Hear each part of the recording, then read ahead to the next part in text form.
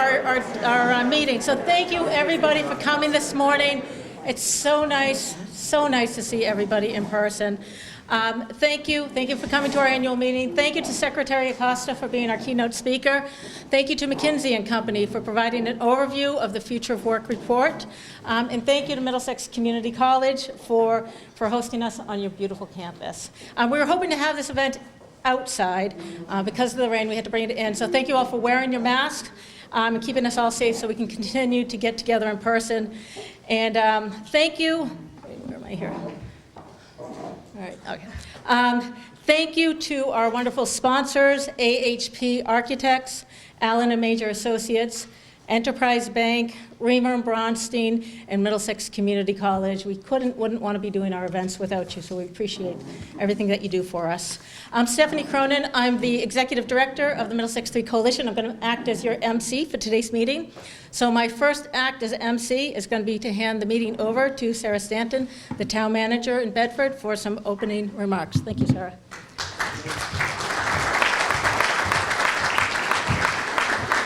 Good morning. Welcome to Bedford. For folks who haven't been here before, a quick thank you to Middlesex 3 and to Middlesex Community College for hosting us today, and of course for Secretary Acosta for being here. It's been a pretty exciting week in Bedford. We were the recipient of a $500,000 MassWorks grant to help build out sewer. Very exciting, sewer infrastructure. The grant was so positively received because of our partnership with Gutierrez Company and also Ultragenics. In the middle of the pandemic, on the side of the road, our then economic development director and I met with Ultragenics to literally sing for our supper and dance and say, come to Bedford. They did. They're building a 100,000 new square foot facility on a previous vacant land. So we're really excited, and thanks to Scott Weiss, who put so much work into that effort.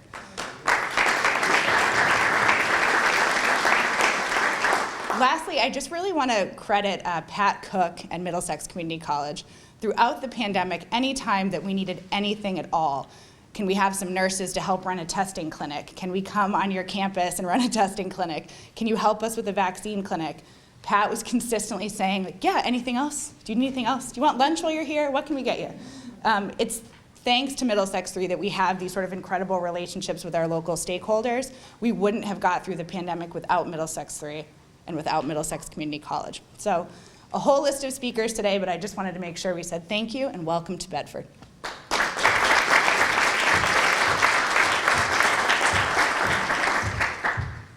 Wonderful, thank you, Sarah. There's a lot going on in Bedford, and we got a lot going on today too. We've got a full agenda. I'm going to provide a year, or really 2 years in review and a future outlook. And this is really what I have for our 2 years in review. And I think it does a good job in really summarizing what we've all have gone through. It's kind of like a million Zoom meetings all morphed into one. They were helpful, they were important, but they were a lot. So right now, today, we want to really focus on the future and moving forward. And before I begin moving forward, I do want to continue with some of my thank yous, including to my members. Over the last few years, our membership has actually increased. We've gained a few members, so I want to say thank you to our members for staying with us and for joining the coalition over the last few years. I know there's been some difficult times. And thank you to my board of directors. I've got a wonderful board of directors as well, people from the leaders from the public and private sector working together to improve economic development in the region and really guiding Middlesex 3 as we've grown. Many of them are here today, so I just want to quickly introduce a few of them, including Paul Cohen, just raise your hand if you'd like, from Chelmsford, John Curran from Billerica, Matt Hansen over in Tingsboro, Sarah in Bedford, Pam Dalton at Enterprise, Deborah Burkholm-Petka over at Wellforce, Ira Goldman at Lantheus, Bob Buckley at Reamer and Bronstein, Judy Burke at Middlesex Community College, Katie Enright at Howard Stein Hudson, Jessica Levesque over at Jessica at Wharfen, Tom O'Donnell at UMass Lowell, John Prophet at UKG, and Scott Weiss at the Gutierrez Company. Thank you guys for all that you do. And thank you to all of our partners. It's all about partnership, and we have many of our partners here today, including our chambers, our state, federal, local government, educational institutions, economic development resources. A special shout out to those partners who've worked tirelessly over the last few months, years, to help our small businesses. And I'm going to take the liberty, because I'm at the podium, to highlight two of my favorite foundations, including Middlesex Community College Foundation. If you don't know them, talk with Judy Burke or Phil Sisson or anyone from Middlesex. They do a fabulous job really educating our workforce, so please find out more about them. And also the Greater Lowell Community Foundation, they're here today. They do an amazing job really helping those most at risk in our community. If you don't know the Greater Lowell Community Foundation, talk with Jay Lenahan and Howard Amadon over there. There's some information on the tables as well, too. They also, I love these organizations. Okay, full disclosure, I'm on the board of both of them just because I really enjoy the work that they do. And so another thank you to our partners, our boards, municipalities, everyone who's helped with our video campaigns. There were a few clips that we were showing when the meeting started, and we have produced dozens of these videos over the summer. This was just a sneak peek. We have so much footage, so much great information that we're going to be rolling it out over the next year. And they range in subjects of economic development, workforce development, partnerships, transportation, small businesses in the region, success stories. Stay tuned, there's a lot of information. We hope you'll share it with your contacts as well, too. And thank you to the amazing Kristen Flynn from KFP Media and all the assistants from my board, my partners, and everyone who shared their B-roll video as well. Okay, so I've been talking for a little while. I'm probably halfway through my presentation, if anyone cares. And I haven't even gotten through my thank yous. And I realize that this is because that's who we are. So we connect, we collaborate, we create. And it's all about bringing people together to improve economic development in the region. And we wouldn't be able to do it without you. So thank you for all your help. Okay, so connect, collaborate, create. That's the tagline of our new LinkedIn campaign. So here's my ask, at least my ask for this slide, is please take out your phones and join us on the M3 Connect LinkedIn group. Come on, it's okay. Patrick, I knew you, I'm looking at you because you're always on top of this. And this is another way for you to be promoting your stuff, for us to be promoting our stuff, really to amplify the message and to continue to work together as a region and to be stronger as a region. And we want to make certain, and this is a shout out to my chambers, especially in my municipalities, we want to make certain our smaller businesses are included in this group because we want to make certain that our larger businesses and our smaller businesses are working together to keep this region strong. And this is also how we're going to be rolling out our videos, too. And so we're going to continue to move forward through connecting, through events, through meetings, through webinars, social media, newsletters.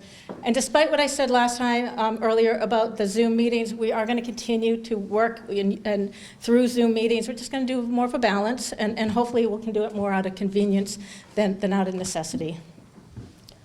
And we're going to continue to collaborate, and we're going to do this through our subcommittee meetings, our industry roundtables, our affinity groups. This is where we're hearing what's important to our businesses, our municipalities, our real estate stakeholders, our educational partners, our public and community leaders. This is where we collaborate and we can share best practices and discuss some of the larger long-term issues such as infrastructure and water and sewer, permitting and transportation improvements. And we're going to continue to create through these conversations. We're listening to our members and we're starting to move the needle forward with conversations and improving economic development in the region. And this is where many of the long-term, there are many infrastructure issues that we hear, but really it all comes back to workforce, and it all comes back to making certain our companies have the workforce that they need, which is why we're having today's conversation. We've created, in order to make certain we get the workforce we need, we've created a number of initiatives. One is the Middlesex 3 Transportation Management Association to make certain that companies have the employees can come from Boston and Cambridge up this way, which, by the way, the TMA, the shuttles, they stopped for a period of time over the last few years, but they're up, they're on the road. But we actually have money to expand our shuttle program. So if you're a company, you know of a company, you're a real estate developer, you're looking to get some shuttles to your sites, please talk to me. I have money I need to use in order to expand the shuttle program. We've also created sustainability programs for our TMA and coalition members because we heard from our companies that employees want to work for sustainable companies. So we provided some resources to help companies become more sustainable, and it's the right thing to do. And the Middlesex 3 Board of Directors, they were an early adopter of the Housing Choice Initiative because we know we need more housing for our employees. We know we need to do more for diversity, equity, inclusion, and accessibility in this region. and in the coalition. It's a challenge of ours, and I'd like your help with that over the next year. Oh, yeah. Okay, so I'm wrapping up, and I'm done with my thank yous. I'm sure I have more that I forgot, but one I can't forget, it's the Middlesex 3 staff.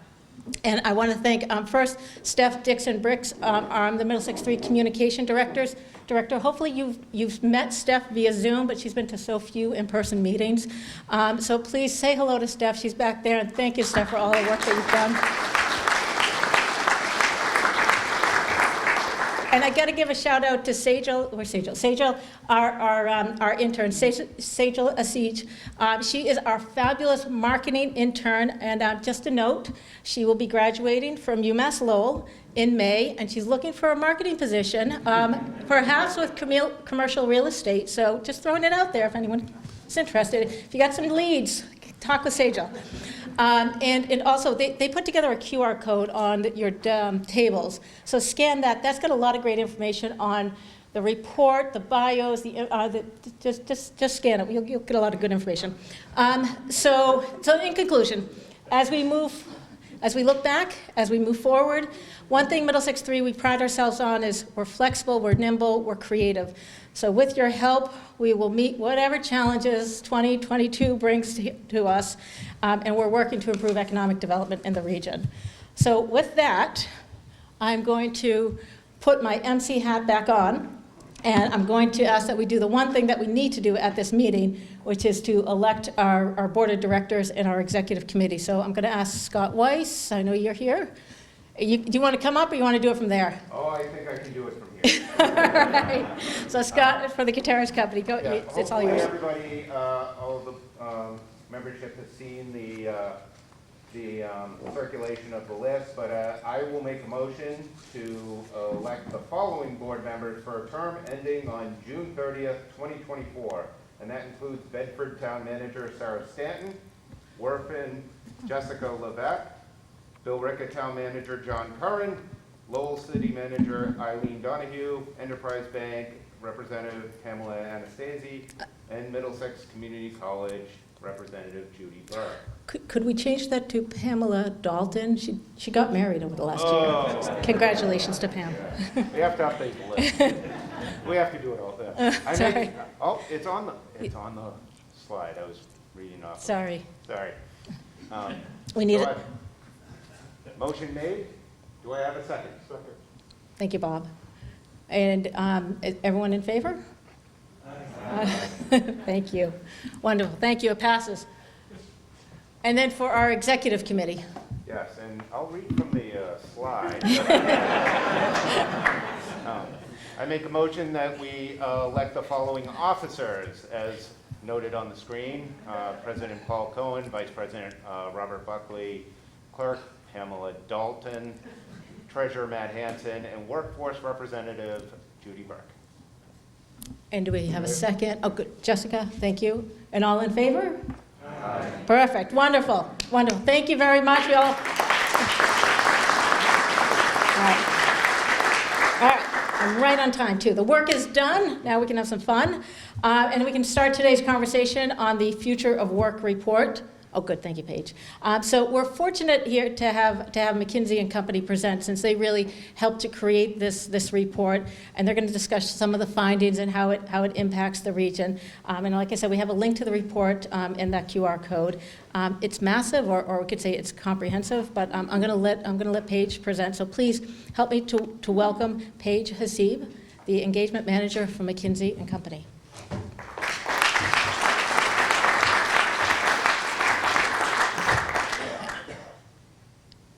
You good? Here, hold on. You going up? There you go.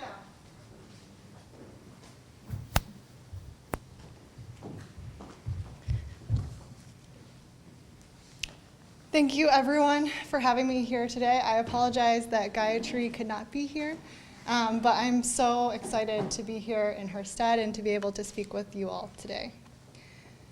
COVID-19 has first and foremost been a global humanitarian challenge.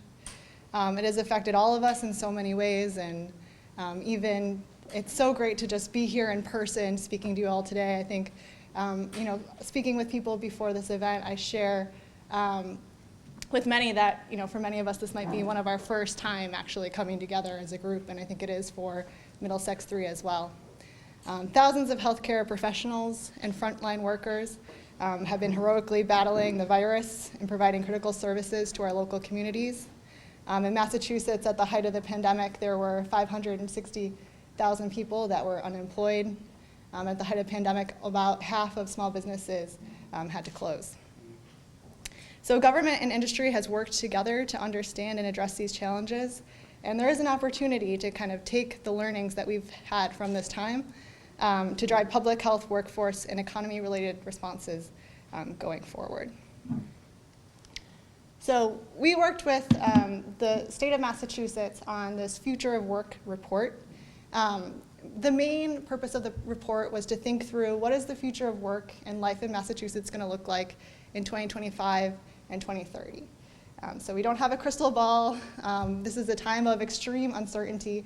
We weren't able to think through, when is the next wave of the pandemic coming, or some of these labor shortages. So we wanted to take a look at what are the fundamental changes that have happened as a result of COVID-19, and how is that going to impact the state as we look out, 5-10 years into the future. So we didn't try and forecast, the coming months, but kept that more longer-term view. A lot of the modeling that we did was from McKinsey's MGI Future of Work report model. That's based off of 11 different trends, many of which were the same before the pandemic. Aging population, rising income, climate change, these things have not changed significantly.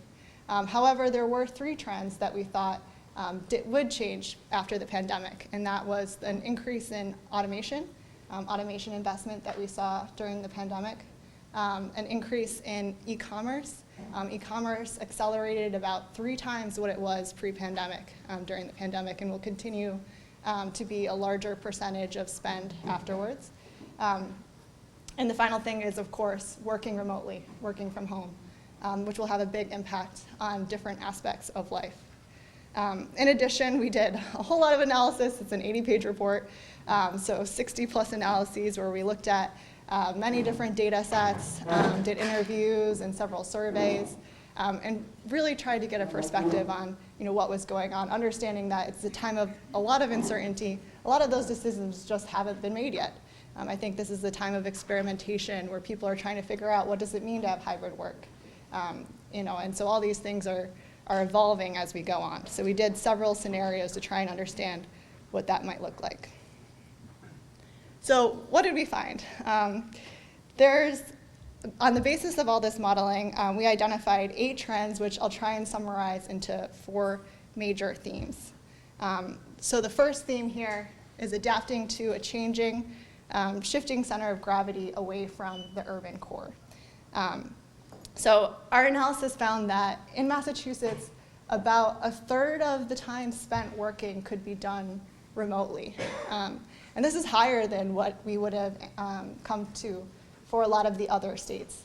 And that persists today. The US Household Pulse Survey that they do every week still found at the end of September about only 60% of households actually had someone going into work at the end of September. So this has still been long-lasting. We think that it will most likely be a hybrid work style. So for some companies, they may be completely remote, but for many, it'll be 1, 2, 3 days a week coming into the office. So that's kind of the perspective we had there. And this is going to impact lots of different aspects of life here.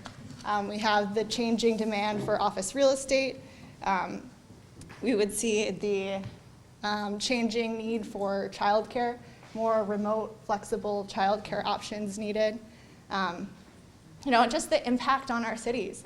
About every day pre-pandemic, about 250,000 people were commuting into the city of Boston, right? So now for 2 to 3 days a week, those people won't be commuting in anymore. What is that going to do to the livelihood or the liveliness of those downtowns?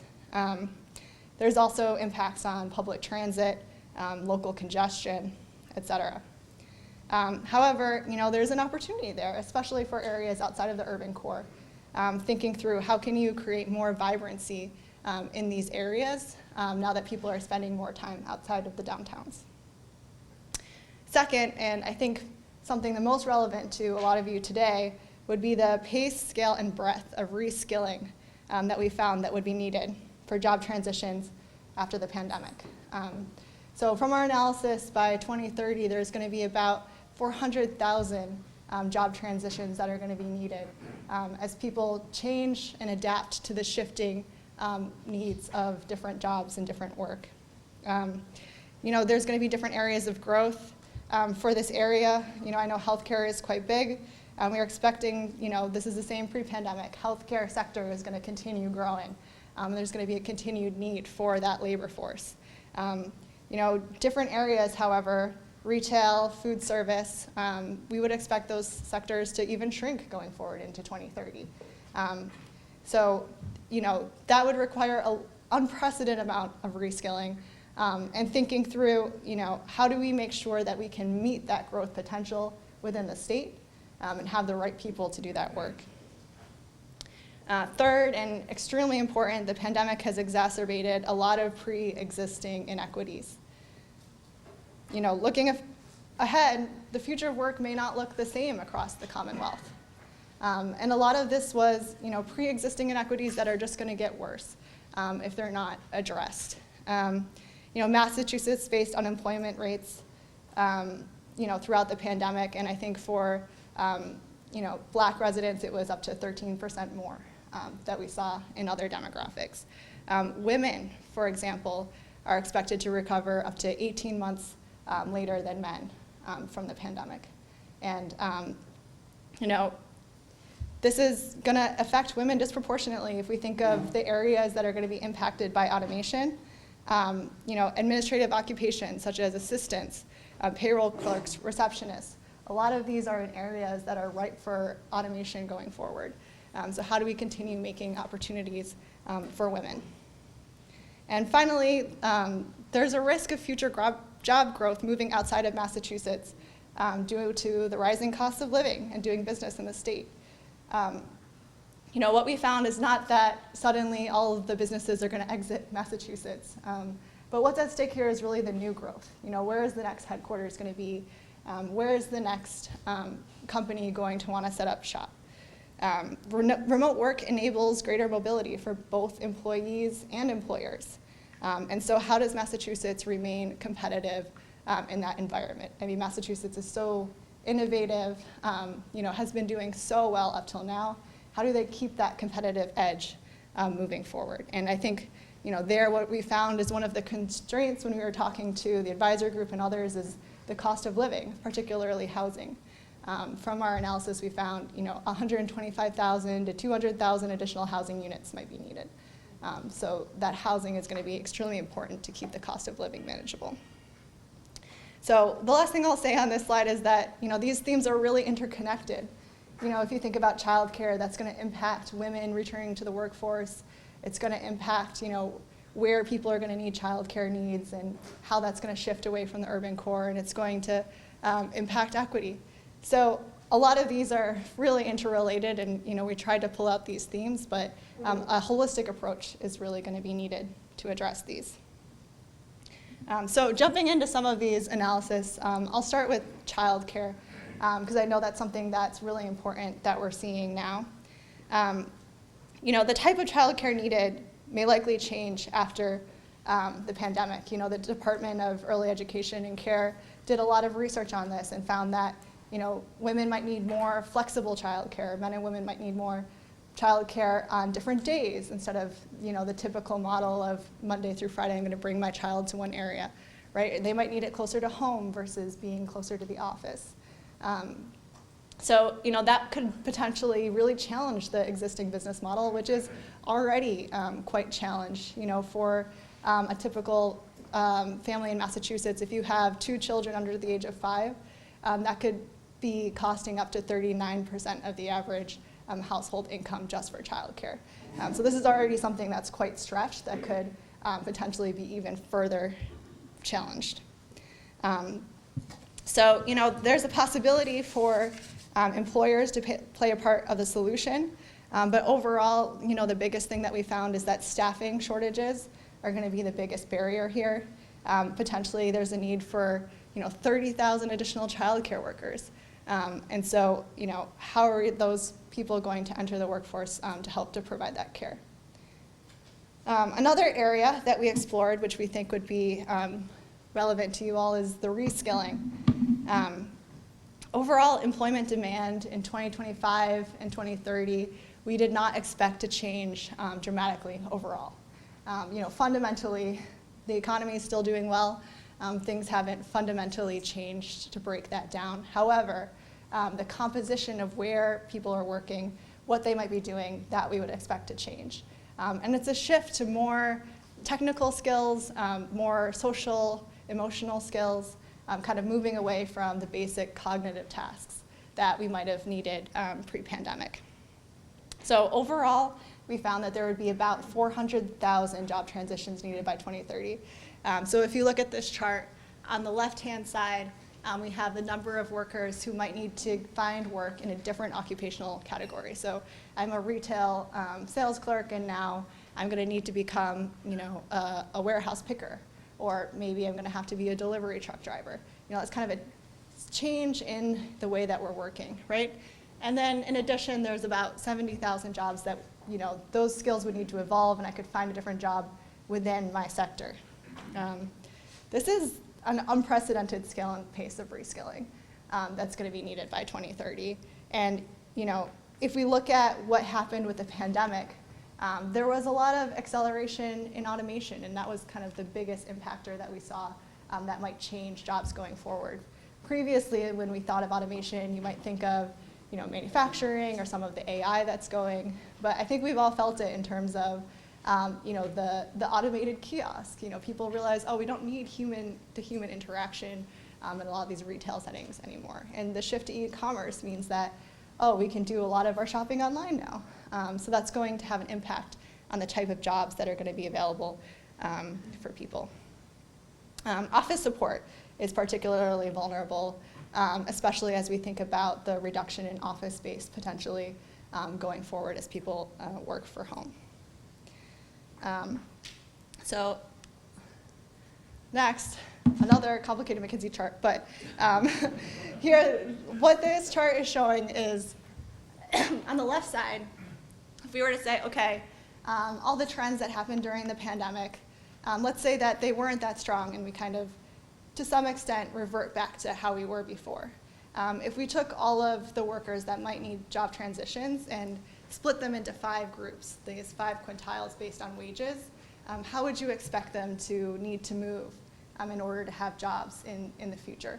And then on the right side, the same exercise, but with these new pandemic trends of increased automation, increased e-commerce.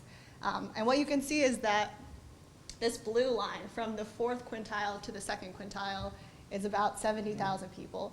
So these are people who not only do they need to find new jobs, but also we would expect them to have substantially different wages in those jobs. Now it's an opportunity because those jobs we would expect to have higher wages, right? The type of skills that you need, these social emotional skills or these technical skills are going to create more value. But how do you get these people there, right? There might need to be multiple job changes to get them to that quintile, and thinking through, all right, not just what is the job going to be, but how is that job going to provide an opportunity for growth? What is the pathway for that person to build in their career? So for an example, if I'm a cashier and I think that there's a lot of opportunity in the healthcare space, maybe you start as a home healthcare worker or a PCA, but do you have a path to move forward and actually, get those degrees to become a nurse or, like a medical machine technician, for example? So thinking through not just finding people jobs, but finding people jobs with career paths to grow. In addition, one last thing on the reskilling piece would be looking at the demographics. So here in this chart, basically this is comparing, this pre-pandemic, we revert to pre-pandemic versus post-pandemic, and who's going to be impacted more or less. And what we saw, for example, if you look at women on the top, that's at about 130. So what that means is that they're 30% more likely to need to change or transition their jobs. So who's going to be more impacted? It's going to be women, it's going to be younger people, those with less educational attainment, and those in racial or ethnic demographics, like Hispanic or Latinos who are going to be in sectors that are going to be pretty disrupted. So we do expect it to not be felt evenly across the pandemic.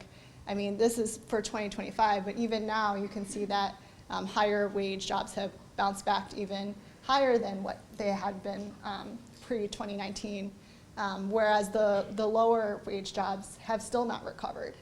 So already seeing part of that show through. All right. Moving on, I kind of touched on this briefly, but I just wanted to emphasize the healthcare point. And like I said, this really isn't new information. It's really driven by the aging population, rising incomes. That was happened pre-pandemic, but 200,000 people is quite a lot to need to find jobs for by 2030. This is going to be a big challenge to be able to support the growth that's needed. These are in jobs that can't really be automated. Productivity has not increased in healthcare substantially in quite a while. So thinking through, how do we create those jobs for people?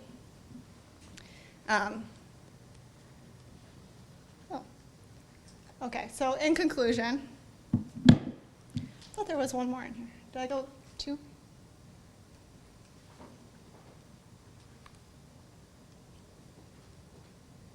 Okay. It's fine, I can just tell you about it. All right, basically the one slide that I skipped over was one more point on the demographic or the inequities point. I just think it's so important that it deserves another minute. Basically in Massachusetts, unemployment peaked at about 16.4%, which was 5.5 times more than it was pre-pandemic. And it remains at 5.2%. I checked it last night, so it's still almost double what it was pre-pandemic. A significant portion of the population also couldn't work remotely. During COVID-19 or before COVID-19, only about 20% of black workers and 16% of Hispanic workers could likely work remotely. And that's in comparison to 30% of white workers or 37% of Asian Americans. So, those impacts were felt unevenly during the pandemic and will continue to be felt unevenly afterwards. And these widening gaps in wealth and access to opportunities could further concentrate and compound existing challenges. So there's a lot of work ahead to make sure that this doesn't get worse. In conclusion, we did this work in partnership with the Commonwealth of Massachusetts, so I'm very excited to be here with Secretary Acosta. And the opportunity to take a step back and really think about how is this going to impact our state, what can we do about it, is really inspiring. The fact that we can take that time to really think through what's going to happen in the next 5 to 10 years. Overall, there's still a lot we don't know, and the choices that are going to be made by a lot of people, even in this room, right, in terms of how are we going to work, what are we going to concentrate on, are we going to go back to work, what does that mean for our small businesses? These choices are being made right now, and local governments, educational institutions, businesses have an opportunity to kind of shape this and will truly impact how this all plays out. I think we're at an exciting opportunity for positive change coming out of this pandemic, but there's certainly a lot of challenges ahead. So, thank you all.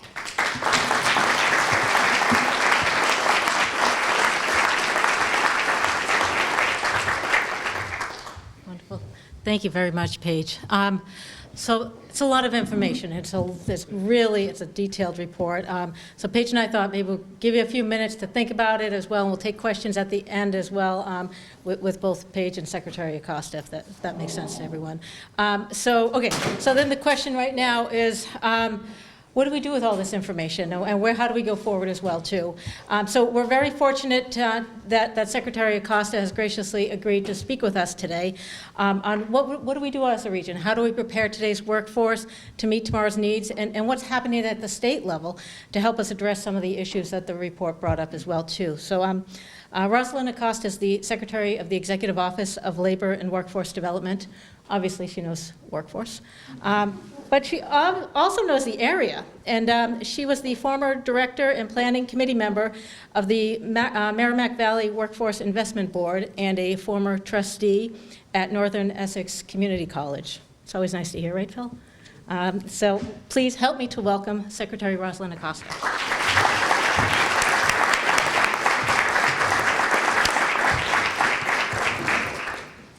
So my first question, ladies, is how do you put lipstick on with a mask? So many challenging things this year, and I don't know about you guys, my eyes also got a lot worse over the last 12 months. I worked from a 12-inch surface for about 18 months or so. So my office kept trying to give me big monitors, but I didn't like those. Thank you, Paige, for sharing all of that information. I don't know if this thing is going to stay up. It doesn't seem to want to. Can you guys hear me without it? Probably. Take it out. Get to be a different kind of MC today. All right, so yeah, a lot of information shared by Paige. And if you don't have the link to the report, we're happy to send it to you so you can send it to, so you guys can see it. It is detailed, it is long, but it is really well worth the read. Paige tried to summarize this in just a few minutes, but it took us several months working with our friends at Mckinsey to really get beneath, what's really happening here in Massachusetts. And, the crystal ball thing is hard. It's hard to predict what's going to happen, but we really can base it on so many different trends. And I love the slide, with the 8 trends that we are seeing and really think that we're going to continue to see. So I'm supposed to give you all the answers right now to all the problems because Paige just set it up. But I really want to thank Middlesex 3 for having me and Middlesex Community College. Got to meet Phil today, which is wonderful. I work very closely with community colleges. I love community colleges. I was telling Phil that my dad was a founder of a community college back in New Jersey in the 60s, in the late 60s, Hudson County Community College, and he was one of the first teachers there. So, and I am the product of 2 teachers. Both my parents were teachers, so I have a love of education. So a lot of what Paige covered, I was going to talk about briefly, so I'm going to skip over some of my comments and just kind of get to, so now what, right? What do we need to do? In September 4th, we saw 300,000 people drop off unemployment. And there was a bit of a misconception, and I think all of us were kind of holding our breath saying, we're looking for people, where the heck are they? Oh, it's those damn unemployment benefits, and that's why they're not coming to work. We knew that wasn't going to be the sole reason, and back in June, as you may recall, about 28 governors stopped the federal pandemic unemployment early. And so we looked very closely at, so what happened to folks? Did everybody just rush back to work? And 1/3 of the people rushed back to work. 2/3 did not. So something else is happening, right? Something else is going on. And I can't tell you how many times I get a phone call in my office, probably 6-7 times a day from employers, chamber, business organizations, the governor, saying, where is everybody? And I do joke with him and tell him that they've been abducted by aliens and they're no longer in the universe, but he doesn't think that's a good answer. And we've really done a lot of work to try to figure out where is everyone and what's going on. And unfortunately, it's not an easy answer. It's a multi-pronged answer, complicated. And as Paige said, women have been really, really disproportionately hurt in this pandemic. Out of the 300,000 people that dropped out of receiving benefits in September, 50% of those claimants were women. And the childcare thing is a thing. And it's not so much access, because our capacity now in the state for childcare is about 90% back. Many of them are open, but many of them also don't have the workforce, right? So they've reduced their classrooms. But beyond the accessibility is the affordability. So you really have to think about it. If you are in a minimum wage job, and remember the folks that got most disproportionately impacted in this pandemic were those essential workers, right? Folks in the retail, in food and accommodation, waste management, administrative support. They got really, really hurt. And oh, by the way, the sector that got hurt the worst in this pandemic were Latina women. Okay, Latina women got hurt the most in this pandemic. So, so we look at all these factors, and we are also trying to figure out what best we can do. Some of the scary things that Paige talked about, and that I've found in the report, is that we're going to need to do some reskilling and upskilling of 300,000 to 400,000 people over the next 10 years. So that's about 30,000 to 40,000 people a year. And I will be the first one to tell you that in Massachusetts and in the country, workforce has been pretty anemically funded for decades. Workforce, we talk about workforce as being the greatest asset, and we just haven't put our money where our mouth is. And so we are playing a little catch up here. And we traditionally only train with our workforce dollars probably about 5,000 to 6,000 people a year. We're going to have to do 30,000 to 40,000 folks a year. And some of you know, if you saw my bio, that I don't come from the public sector. I come from the private sector, and I've been in the private sector for 30 plus years. This is my first public sector job, and I was fortunate to join the Baker administration, 4.5 years ago now, and the best job in the world, best job I've ever had. And what a time to have this job, right, during this crisis. And I really just feel so honored that I've been able to be here, at the table, trying to struggle and wrestle down some of the issues that we've had. So,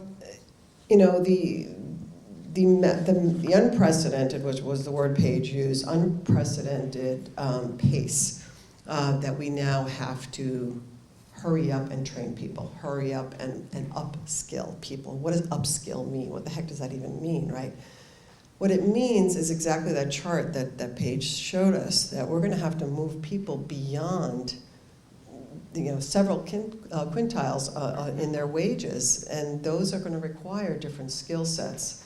And there are things that we know work. So even though our programs have been small in the past, they have worked. But we've also learned from those programs the things that haven't worked in those programs. And one place that I'm excited that we're going to put, that we're putting money around is a couple of different things. One is calling them market makers.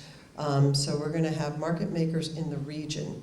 And their sole job is to go out and talk to businesses, make sure businesses understand the resources that are available. We are going to have no lack of resources, and I'm going to talk to you a little bit about dollars in a second. So these market makers, their job is to go out, tell you about the resources that we have, and let you know that where your career center is, and Peter is here. Peter, raise your hand from our local career center. He is your main man. He is the guy. And he is the guy that you need to talk to for all things workforce. So Peter is going to have a market maker in his region to go out, talk to employers, let them know what's going on, because there's just going to be an overwhelming number of grants, an overwhelming number of programs, and you guys need to know about it. And then we're going to have navigators, and those navigators are equally as important, because one of the places that we don't do really well, I think, is when people are getting a job and they get trained and they get a job. That's fantastic, but we want them to stay in that job, right? We don't want them to be in that job and then get faced with a challenge of childcare, a housing issue, something that they just drop out. After all that training, we don't want them to drop out after 30 days or 60 days or 70 days. So these navigators will help with those wraparound services and will help our job seekers stay in those jobs a little bit longer, which I think is really important. The other, I think, very important thing, and I've been really insistent on this as we architect our grants, is the need for dollars for ESOL and work readiness. If you look at the number of people that have fallen out of the labor force and the folks that were claimants, a lot of these folks did not speak English as their primary language, and many of them didn't have the work readiness skills that you expect as an employer to have them come to work and ready, to start the job at no fault of their own. So we need to strengthen those, and I am thrilled that we have educators here today, that we're at Middlesex, and that we have UMass Lowell here. This is going to be a partnership that has to be multi-pronged, and the complicated thing now isn't the money. So I've always been begging for money in this job. I've been begging for money since I got here. The resources are not now there. The coordination is the hard part. Now that's going to be the tough part. So the governor, as you guys may know, filed a bill back in July for $2.9 billion of the $5.4 billion that Massachusetts received in ARPA money, the American Rescue Plan Act, we call it ARPA. And that really had very, very important elements, and the House just took it up this week. And some of the things that the governor asked for did not make it, and some of them did make it. But really importantly, and again, Paige touched on some of these intersectionalities that we absolutely need in order to make workforce work. Home ownership, right? And making sure that we have home ownership programs and production. So the governor had proposed $1 billion in that. I don't think he got that. $350 million for downtown development and revitalization. As people start working remotely, they're going to be in the suburbs more. They're going to be in their communities more. So what do we need to do to make sure that our downtowns are vital and people don't have to run into Boston to do whatever they need to do? We need to have that independence in our towns. $100 million for tourism and cultural facilities. $100 million for increased broadband access. Again, not everybody has access. Just because, and we were looking at some statistics, particularly in our gateway cities, and I was looking at Lawrence. And Lawrence, by the way, has the highest unemployment rate in New England at 11.2%, so high unemployment. And 28% of the folks in Lawrence do not have access to broadband. Not that it's not there, the fiber optics are all there, but they can't afford it. So that's a problem.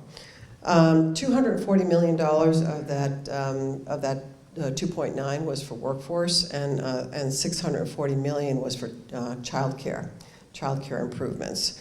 So I'm going to focus a little bit on the $240 million for workforce, because that's kind of what I do. And the job is really to, I said, like we said before, try to match the skills of the open jobs. We have 250,000 open jobs right now in Massachusetts. 250,000. It's higher than we had pre-pandemic. Pre-pandemic, we had about 150,000. Now we have 250,000, I'm sorry. So part of the problem of folks not getting back to work and the where are they question is also the mismatch in skills. And that's the job of everyone in this room and my job to make sure that we figure that out. So there are folks that are out there, they want to work, they're ready and willing and able to work, but they don't have the skills to apply for your job. And I've spoken to this group before pandemic, way before pandemic, right? About maybe 3 years ago, 4 years ago. And we chatted a little bit about what are some of the things that the employers can do? What are some things that employers can do to help with some of the mismatch? And training dollars definitely is one of them, but just looking at your own recruiting practices and looking at, what do your job descriptions say, and do they all say that a BA is required? BA is probably not required. Many of the jobs that we have of those 250,000 that we have open right now do not require a bachelor's. How many of those jobs, can you tolerate hiring somebody without a BA, but you train them on the job, you put them in an apprenticeship program.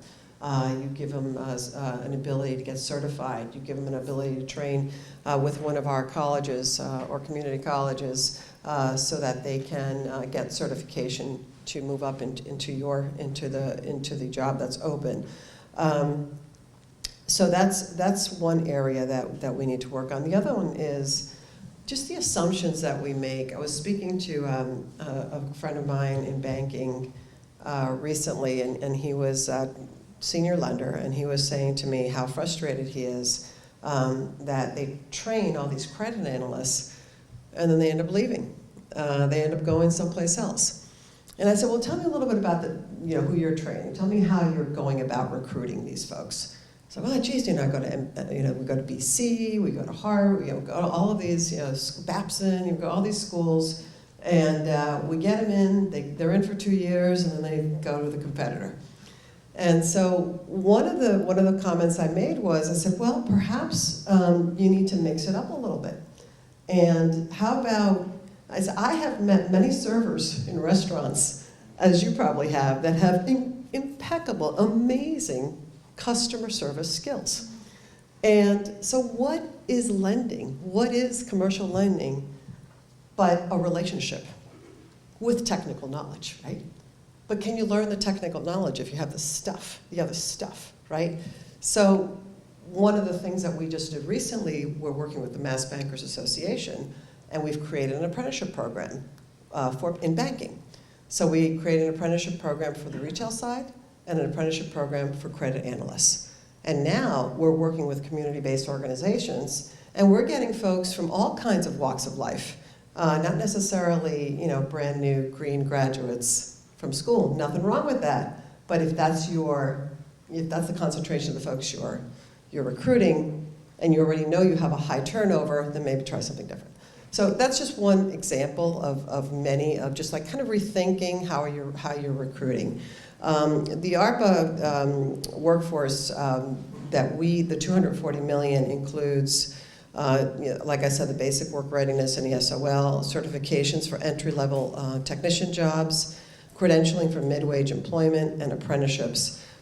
Some of you in this room hopefully have worked with some of our vocational schools. We have a program called Career Technical Initiative that the governor launched about right before the pandemic, January of 2020, and we were in Greater Lawrence Technical School, and we were very excited to be there, and we were launching this CTI program. And all that means is that the Voc school stays open all day. So the kids that go to that Voc school go and do their thing from 8 to 2, and then we have kids that come from other high schools. They get bused into the vocational school from a regional high school from 2 to 5, and they're able to take a shop class. And then from 5 to 8, 5 to 9, we have adult training. So we have folks coming from all over the place to train in HVAC, plumbing, electricity, so manufacturing.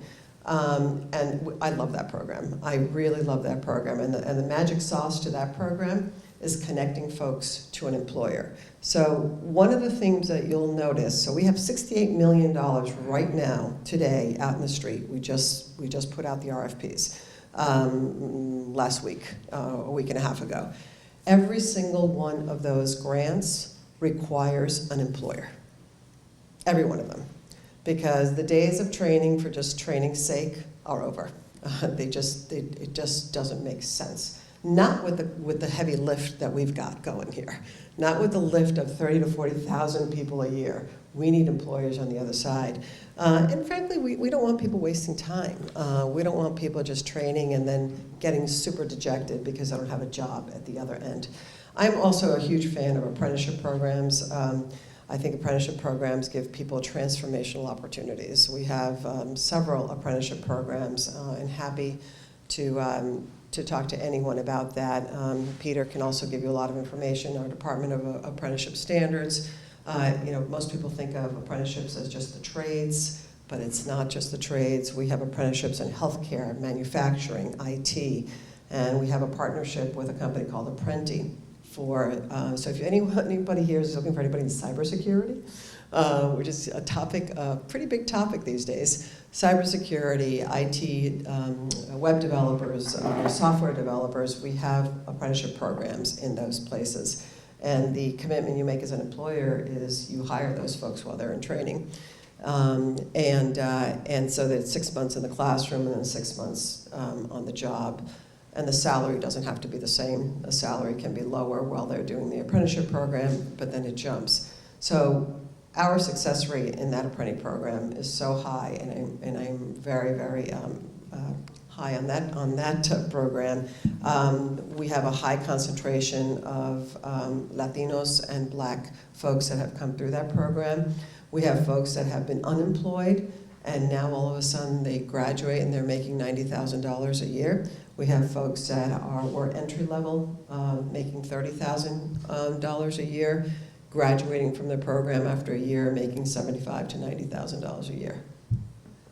Those are transformational changes for an individual, for a family, for generations, frankly. So that's the kind of program we're working on, really working on good mid-wage jobs, good quality jobs, because I want people to come home for dinner at night, and I don't want people having to work 2 and 3 and 4 jobs just to make it, just to make things good for their family. I think we have a responsibility to do better. There's silly money right now out there, silly money. More money than we will ever see in our lifetimes. We will never have this opportunity again, ever. And the only thing that we lack, if we lack anything, hopefully not, is imagination and how we're going to transform our Commonwealth. But we've got to get this income inequity thing right. We will go down as a good place to live. We will not be a good place to live if we don't figure out those income inequities. They were here before, and they're just a lot worse now. And I do believe that it's all our responsibilities to address that. And I do believe that you have the power, more than I do. You've got the power, because I can give you the money. But you guys have the power on who you hire and how intentional you are on making sure you're diversifying your workforce. So I think we are way past time. I could talk about this forever, and I know you don't want me to because you all have to get to work. So Stephanie, I don't know if we have time for questions. You guys wanted to get out of here by 11, so. Yeah, I mean, obviously it's an important issue. I don't know if you have time for questions, if anyone does have any questions, or if it's something that we really just need to continue the conversation. Conversation is going to continue for the next, at least 5 years. This ARPA money is good until 2026, so we actually have to spend it, and we have to be very accountable for it. We have a lot of information that we're going to be putting out from our office. Our LMI, our Labor Market Information Office, is going to be pumping out a ton of information. We're creating a dashboard, a diversity dashboard. We're going to start with Latinos. Then we're going to do it for Blacks, and then for women. And there's a ton of information that we're going to be putting out because we need to hold ourselves accountable, and we need to make sure that as we're spending this money, we're measuring success. So I'm holding us to that. But I'm happy to take 1 or 2 questions if anyone has anything. I saw back there and then in the front. Okay, go ahead. One of the things that I noticed, just being a woman in industry and working through this pandemic, that the study didn't really touch on, and we didn't really touch on, is mental health issues. In fact, everything to do with, you talk about training and that the money is there and that the people are there and the child care is there, but honestly, my child has the ability to go to child care and I have the funding to be able to put her into child care, but the child care that I have available to me is unmasked and it's unvaccinated, or there's no relations, there to prove that people are vaccinated. And the teachers that are coming in, it's a hard industry right now to have people there, and there's a lot of new people coming into these industries. So my problem is I still am leaving the workplace every day, 3 o'clock to pick my daughter up from school, so that she's not in a gymnasium with 60 other people that aren't required to be masked, with teachers that aren't required to be masked, because it's not worth it for me. Yeah. So there's also a big part of this that the study didn't touch on, that the people are there, the money is there, maybe the workforce is there, but the mental aspects are not being dealt with. Well, thank you so much for that. And I had about a page about on behavioral stuff in this, but I was cutting my comments short. That is the crisis we're in now. The pandemic that we have right now is one of mental crisis and behavioral crisis. And so I work very closely, I actually co-chair the Healthcare Collaborative with Dr. Kerouac from Bay State out in Springfield. This is an initiative that the governor actually started before the pandemic because of all of the shortages in workforce, but one of the, in the healthcare workforce. But one of the areas that has been really hit hard it was bad before, but it's really hit hard is behavioral health. And mental health is a real pandemic right now. So I appreciate you bringing that up, and it is something that that I know that Secretary Setters is working every single day on this. We have a lack of workforce also in behavioral health. We don't. If you try to find a therapist right now, you can't. You just can't. And that's a problem. That's a real problem. So, so I do appreciate that. And you know, and the challenges on the child care. Boy, I hear you. I have 5 kids, and they're all adults now. But in the 90s and 2000s, that was my problem. Now it's a business problem, and I do love. And one of the reasons I'm super optimistic, frankly, now is that I see a level of awareness that I've never seen before. In my 30+ years of working, I've never seen the level of awareness from employers that I do now on the child care issue as not a woman's problem, it's a business problem, and the inequities piece. And you know, the fact that it's not a social nicety just to make sure you have enough people in your workforce. You won't have the same productivity and profitability in your workforce if you don't have a diverse workforce. And that is finally coming home. I've been pushing that boulder uphill, you know, my entire career. And I feel now that that's here. We have availability, so we have awareness, we have availability of jobs, and we also have this ARPA thing. You know, we have these resources. So, and a lot of resources are being put up. There's hundreds of millions of dollars that are being put into behavioral health, and we're seeing a lot of negative things playing out, you know, all over the Commonwealth in our schools, to returning to school. So there's a lot of work to be done. There are no easy answers here. But thank you for that question. And there was another one in the back, and I think that would be Les. Hi, Secretary. It's Tim Leshin from Yes. Northeastern. Great to see you. Hi, Tim. Good to see you, too. And thank you for your support of our Build Back Better effort that we recently submitted to the EPA. I wonder, I know the issue you just talked about is, like, that's fundamental, but the one other issue I would love to hear you talk a little bit about is manufacturing in the state and the effort to try to create more jobs and more businesses in manufacturing. I love manufacturing. I don't know if you guys have been to any manufacturing plants recently, and if you haven't, you should go. I mean, they are clean. They are beautiful places. I mean, you can eat off the floors. They're just not your old, you know, the thought that we all had of this cringy, dark, you know, plant. Not at all. And bio-manufacturing and our biotech industry, as all of you know, is #1 in the country, if not the world. And the need for manufacturing in the biospace is huge.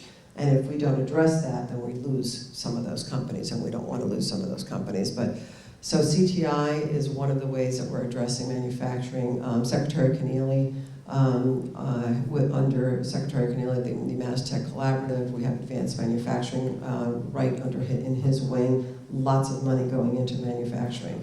Again, this is a great place for an apprenticeship program. Great place where apprenticeships really work, because most people can't afford to just do a class at night or do a class during the day without earning money. So what I love about the apprenticeship program is that you learn and you earn at the same time, and then that leads to a permanent, stable, very good job. So we are very, very bullish on manufacturing in the governor's administration, and we're excited, Tim, about the proposal that we spoke about to get more manufacturing into the biospace and making sure that we're attracting diverse students into the biospace, because diversity is an issue big issue in life sciences. And that is a big future here in Massachusetts. Secretary, All right. sorry. That's all right. I'm getting the hook. No, but, no, we'd love to keep you longer. But we're good. But thank you, everyone. I really appreciate your time today.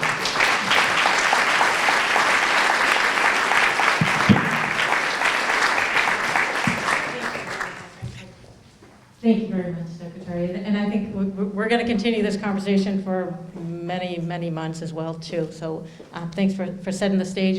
And I think we've got people in this room, we're going to be continuing to get together and working through this. It's not a one-meeting issue. But Phil, I believe I have you up as closing remarks. And if you don't know Phil Sisson, hopefully you will get to know Phil Sisson. I'll just keep my mask on. The new president of Middlesex Community College. Thank you. Thanks, Stephanie. Good morning, everybody. I know that our time is short, so I want to be really sensitive to that. What I would say that's most important is welcome. Welcome to our beautiful campus. How many of you have not been on the Bedford campus before? Okay, well, come back. Please, we'd love to have you here, and you will see that it's a beautiful time in the fall to really have you here, so thank you. I'm sorry that you're not outside under a tent, that you're inside wearing a mask, but it's the way it worked out. But welcome to the campus. There are so many things to talk about here today. I have pages and pages of notes, and this is a shameful plug for Judy Burke. But what I would say that's most important is that the power to do what Secretary Acosta has talked about is in this room. Because we have all of the ingredients in Middlesex 3, thanks to this organization, thanks to Stephanie's step to bring us all together. The power of the partnerships between higher education and employers is the key to all of this in terms of really meeting that challenge of the 400,000 job transitions. There isn't anything that wasn't said today that Middlesex Community College has not been a part of for over 50 years. Not only do we educate students through certificate and associate degree programs, but we have a very vibrant workforce development area. We have partnerships with our higher ed partners in the room, UMass Lowell, nice to see you, Steve, and Provost Hartman. But what I would tell you is that for those of us who have been doing this for over 50 years, all the connective pieces are here. When Secretary Acosta talks about childcare, we educate ECA providers. And we have grants to do that. When we talk about sort of the opportunity to partner with vocational schools, I was just at Minuteman just the other day talking about how is it we can connect that adult program with the credits that those adult needs for stackable credentials. We talk about ESOL, we've been doing that work and that training for years. When we talk about the issue in terms of really supporting a diverse population and the kinds of programs that we design, our Learn and Earn program in biotechnology is a national example of the way to do that, to provide an opportunity for someone to make a living wage while they are in school because of the partnership with employers, and then have an opportunity to include going on in their education beyond a certificate to an associate's degree, to a bachelor's degree, to a master's degree, to a PhD if they choose to. All of those ingredients are in this room. So thank you, Secretary Acosta, for your kind remarks today. You have a region here that's ready to meet that challenge, and I can assure you that Middlesex Community College plans to be right at the center of it. Thank you very much, everyone. Thank you so much for being here. Thank you. Sorry to keep everybody a little over time, but Middlesex said they're not going to kick us out for another 12, right? So we can stay. There's plenty of coffee, plenty of food still left. I do want to, again, thank you all for coming to our first in-person meeting for a long time. Thank you to Secretary Acosta for starting it off right, and for Mckinsey and Company. And I forget, thank you to our sponsors, AHP Architects, Allen & Major Associates, Enterprise Bank, Middlesex Community College, and Raymond Bronstein. We appreciate your support, and we look forward to continuing this conversation as well, too. And one other thing, can I get my board members to come up here before you guys head outside as well, too? But continue the networking. There's more food out there as well, too. So thank you again for everything, guys.